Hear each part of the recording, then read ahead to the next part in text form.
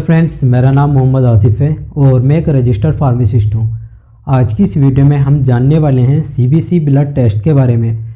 तो जानेंगे इस वीडियो में कि सीबीसी ब्लड टेस्ट क्या है, डॉक्टर इसे क्यों करवाते हैं और इस रिपोर्ट में क्या लिखा होता है। इस रिपोर्ट को पढ़कर हम कैसे बीमारी का पता लगा सकते हैं। तो आज की इस वीडियो में मैं आज आपको बहुत ही आसान लैंग्वेज में समझाऊंगा कि सीबीसी क्या है, इसके कितने पैरामीटर होते हैं, अगर वे पैरामीटर की उनकी वैल्यू एबनॉर्मल आती है, यानी कि या तो वो हाई हो जाती है या फिर वो लो हो जाती है। हाई होने पर हमारी बॉडी में क्या होता है और लो हो जाने पर हमारी बॉडी के अंदर क्या होता है।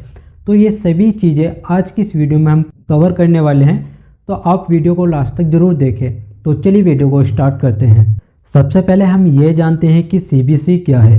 सीबीसी का मतलब होता है कंप्लीट ब्लड काउंट।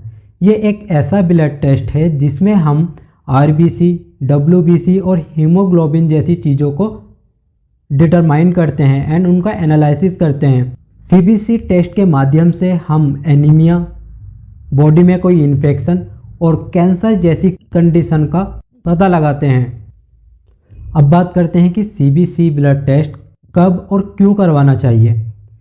जब आपकी बॉडी में कोई ऐसे सिम्टम्स नज़र आते हैं जैसे बॉडी में दर्द होना, बॉडी के जॉइंट में दर्द होना और बॉडी एबनॉर्मल तरीके से काम करना, यानी कि बॉडी में कोई इन्फेक्शन हो जाना, बुखार हो जाना, लंबे समय तक खांसी बने रहना, या फिर कोई इसके अलावा बीमारी होना, या फिर रूटीन हेल्थ चेकअप के लिए डॉक्टर इस टेस्ट को रिकमेंड करते हैं। तो दोस्तों, अब हम जानते हैं सीबीसी रिपोर्ट के पैरामीटर के बारे में कि अगर इन पैरामीटर की वैल्यू इंक्रीज़ होती है तो हमारी बॉडी के अंदर क्या होता है, अगर ये डिक्रीज़ होती है तो हमारी बॉडी के अंदर क्या होता है। सबसे पहले हम जानते हैं डब्ल्यूबीसी के बारे में। डब्ल्यूबीसी हमारी बॉडी को इन्फेक्शन से बचाता है, ये इन्फेक्शन से फाइट करता है और इसकी जो नॉर्मल रेंज होती है वो होती है 4000 से 11000 तक। अगर सीबीसी रिपोर्ट में डब्ल्यूबीसी की वैल्यू ज़्यादा इंक्रीज़ या फिर हाई होती है तो ये इंडिकेट करता है कि ये हमारी बॉडी के अंदर इन्फेक्शन हो सकता है और इसके अलावा ल्यूकीमिया की कंडीशन हो सकती है, बॉडी में इन्फ्लामेशन हो सकती है। अगर डब्ल्यूबीसी की वैल्यू डिक्रीज यानी कि लो होती है तो ये इंडिकेट करता है हमारी बॉडी के अंदर वायरल इन्फेक्शन है, बोन मैरो इशू है और इम्यूनिटी लो है।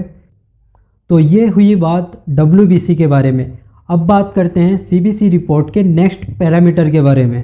आरबीसी की जो नॉर्मल रेंज होती है एक मेल के अंदर वो 4.1 से लेकर 7.1 तक होती है और फीमेल के अंदर 4.2 से लेकर 5.4 तक होती है। आरबीसी का काम होता है हमारी बॉडी के अंदर ऑक्सीजन को कैरी करना। अगर आरबीसी हमारी बॉडी के अंदर ज़्यादा इंक्रीज़ हो जाती है तो ये इंडिकेट करती है कि बॉडी डिहाइड्रेशन है या फिर कोई हार्ट की प्रॉब्लम है।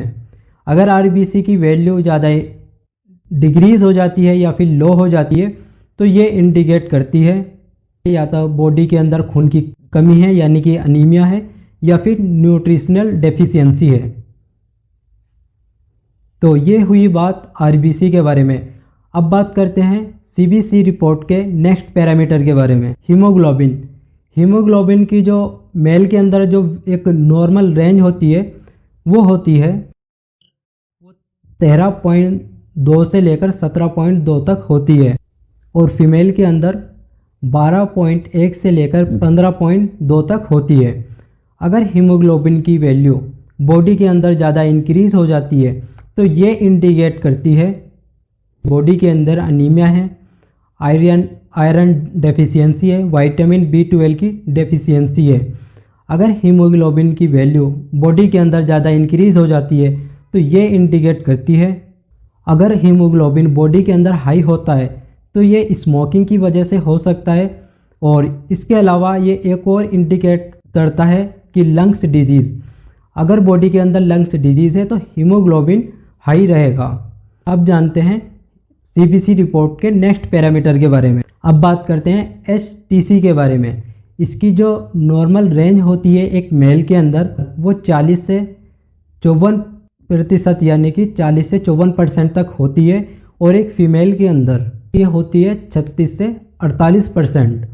अगर एचटीसी की वैल्यू एबनॉर्मल होती है, अगर ये वैल्यू लो होती है तो ये इंडिकेट करता है कि ब्लड लॉस या फिर अनीमिया। अगर HTC की वैल्यू हाई होती है तो ये इंडिकेट करता है कि बॉडी के अंदर डिहाइड्रेशन है। तो फ्रेंड्स, अभी हमने जाना HTC के बारे में, अब जानते हैं CBC रिपोर्ट के नेक्स्ट पैरामीटर के बारे में। इसका जो नेक्स्ट पैरामीटर है MCV, इसकी जो नॉर्मल रेंज होनी चाहिए वो 80 से लेकर 100 तक होनी चाहिए। अगर ये हमारी बॉडी के अंदर लो होता है तो हमारी बॉडी के अंदर आयरन डेफिशिएंसी है, अगर ये हाई होता है तो विटामिन B12 की डेफिशिएंसी है। तो फ्रेंड्स, अभी हमने जाना MCV पैरामीटर के बारे में, अब जानते हैं इसके नेक्स्ट पैरामीटर के बारे में। इसका जो नेक्स्ट पैरामीटर है MCH एंड MCHC। अगर ये CBC रिपोर्ट के अंदर लो होता है, अगर इसकी वैल्यू लो होती है तो ये इंडिकेट करता है कि बॉडी के अंदर आयरन डेफिशिएंसी है। तो फ्रेंड्स, अभी हमने जाना MCHC एंड MCH पैरामीटर के बारे में, अब जानते हैं इसके कुछ नेक्स्ट पैरामीटर के बारे में। इसका जो नेक्स्ट पैरामीटर है वो बहुत ही कॉमन एंड बहुत ही इम्पोर्टेंट पैरामीटर है, जिसे बोलते हैं प्लेटलेट काउंट। इसकी जो नॉर्मल रेंज होनी चाहिए वो 1.5 लाख से 4.5 लाख तक होनी चाहिए। अगर प्लेटलेट काउंट लो होता है तो बॉडी के अंदर ब्लीडिंग का रिस्क बढ़ जाता है, और ये डेंगू की वजह से होता है। एंड बॉडी के अंदर बोन मैरो इशू है, अगर बॉडी के अंदर प्लेटलेट काउंट की जो वैल्यू है वो इंक्रीज हो जाती है तो ये इंडिकेट करता है कि बॉडी के अंदर inflammation, viral infection, blood cancer और आयरन डेफिशिएंसी है। तो ये सब चीज़ें इंडिकेट होती है। तो फ्रेंड्स, अभी हमने जाना प्लेटलेट काउंट के बारे में, अब जानते हैं CBC रिपोर्ट के नेक्स्ट पैरामीटर के बारे में। इसका जो नेक्स्ट पैरामीटर है RDW, ये RBC के साइज के वेरिएशन को बढ़ाता है। अगर RDW की वैल्यू हाई होती है हमारी बॉडी के अंदर तो ये इंडिकेट करता है कि बॉडी के अंदर अनीमिया है, मिक्स्ड अनीमिया है। अगर RDW की वैल्यू नॉर्मल आती है तो इसका मतलब ये है कि RBC का जो साइज है वो सेम है। तो फ्रेंड्स, अभी हमने जाना RDW के बारे में, अब जानते हैं CBC रिपोर्ट के नेक्स्ट पैरामीटर के बारे में, WBC के बारे में। WBC अलग अलग तरह के होते हैं, जैसे न्यूट्रोफिल्स, मोनोसाइट, इसिनोफिल्स एंड बेसोफिल्स। अब जानते हैं इनके फंक्शन के बारे में। न्यूट्रोफिल्स का काम होता है बैक्टीरिया से लड़ना, लिम्फोसाइट का काम होता है हमारी बॉडी के अंदर वायरल इन्फेक्शन से लड़ना, मोनोसाइट का काम होता है हमारी बॉडी को क्लीन करना। अगर हमारी बॉडी के अंदर इसिनोफिल्स की वैल्यू एबनॉर्मल आती है तो ये इंडिकेट करता है कि हमारी बॉडी के अंदर कोई एलर्जी है।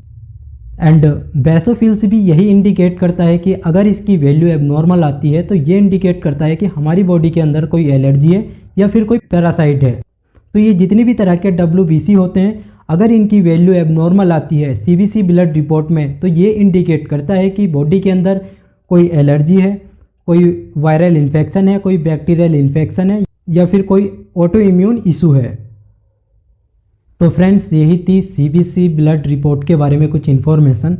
आई होप ये वीडियो आपको हेल्पफुल लगी होगी। अगर आपको ये वीडियो हेल्पफुल लगी है तो वीडियो को लाइक करें, चैनल को सब्सक्राइब करें और वीडियो को शेयर करना ना भूलें।